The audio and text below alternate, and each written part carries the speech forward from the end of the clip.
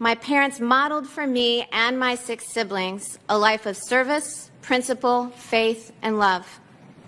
I remember preparing for a grade school spelling bee against a boy in my class, and to boost my confidence, my dad saying, "Anything boys can do, girls can do better." And at least as I remember it, I spelled my way to victory. I received similar encouragement from the devoted teachers at St. Mary's Dominican, my all-girls high school in New Orleans. When I went to college, it never occurred to me that anyone would consider girls less capable than boys. My freshman year, I took a literature class filled with upperclassmen English majors. And when I did my first presentation, which was on Breakfast at Tiffany's, I feared I had failed.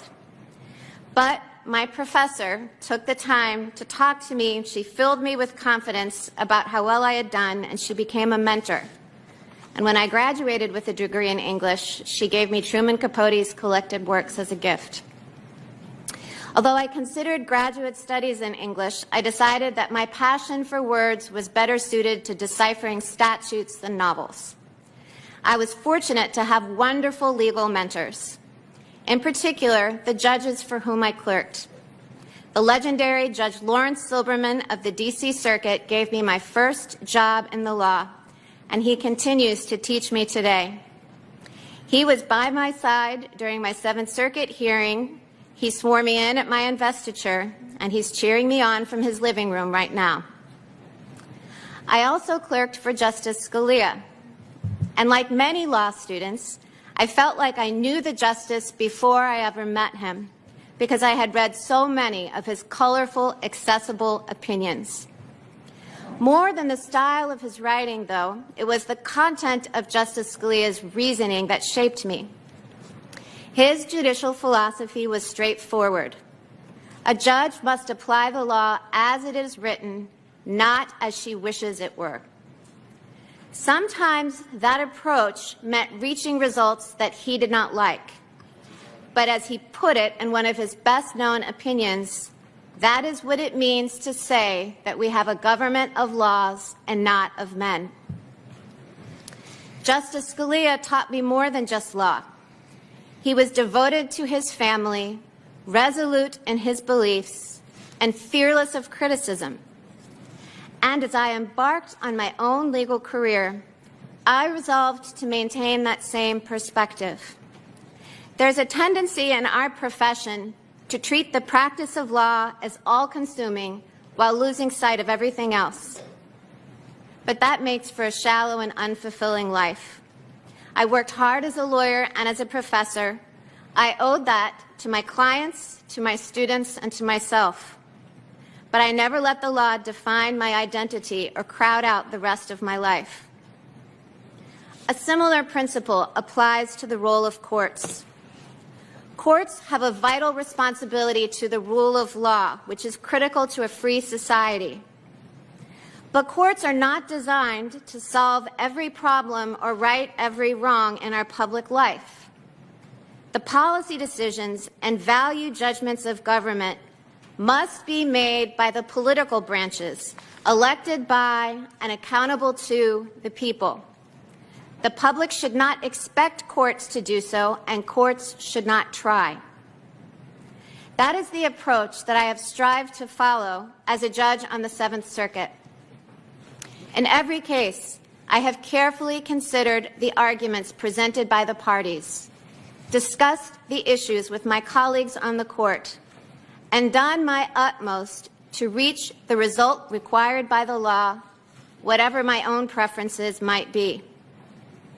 I try to remain mindful that while my court decides thousands of cases a year, each case is the most important one to the litigants involved. After all, cases are not like statutes, which are often named for their authors. Cases are named for the parties who stand to gain or lose in the real world, often through their liberty or livelihood.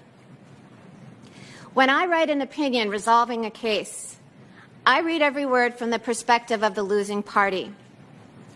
I ask myself how I would view the decision if one of my children was the party that I was ruling against.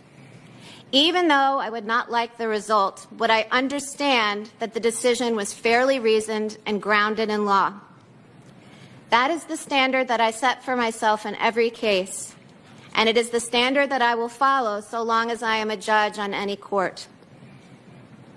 When the President offered me this nomination, I was deeply honored. But it was not a position I had sought out and I thought carefully before accepting. The confirmation process and the work of serving on the court, if confirmed, requires sacrifices, particularly from my family. I chose to accept the nomination because I believe deeply in the rule of law and the place of the Supreme Court in our nation. I believe Americans of all backgrounds deserve an independent Supreme Court that interprets our Constitution and laws as they are written. And I believe I can serve my country by playing that role. I come before this committee with humility about the responsibility that I have been asked to undertake, and with appreciation for those who have come before me. I was 9 years old when Sandra Day O'Connor became the first woman to sit in this seat. She was a model of grace and dignity throughout her distinguished tenure on the court. When I was 21 years old and just beginning my career, Ruth Bader Ginsburg sat in this seat. She told the committee, "What has become of me could only happen in America." I have been nominated to fill Justice Ginsburg's seat, but no one will ever take her place. I will be forever grateful for the path she marked and the life she led. If confirmed, it would be the honor of a lifetime to serve alongside the Chief Justice and 7 Associate Justices.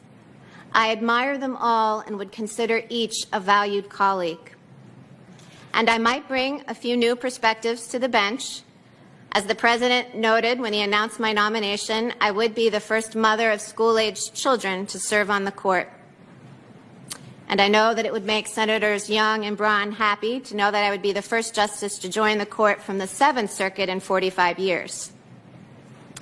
I would be the only sitting justice who didn't attend school at Harvard or Yale, but I am confident that Notre Dame could hold its own, and maybe I could even teach them a thing or two about football. As a final note, Mr. Chairman, I would like to thank the many Americans from all walks of life who have reached out with messages of support over the course of my nomination. I believe in the power of prayer, and it has been uplifting to hear that so many people are praying for me. I look forward to answering the committee's questions over the coming days. And if I am fortunate enough to be confirmed, I pledge to faithfully and impartially discharge my duties to the American people as an Associate Justice of the Supreme Court. Thank you.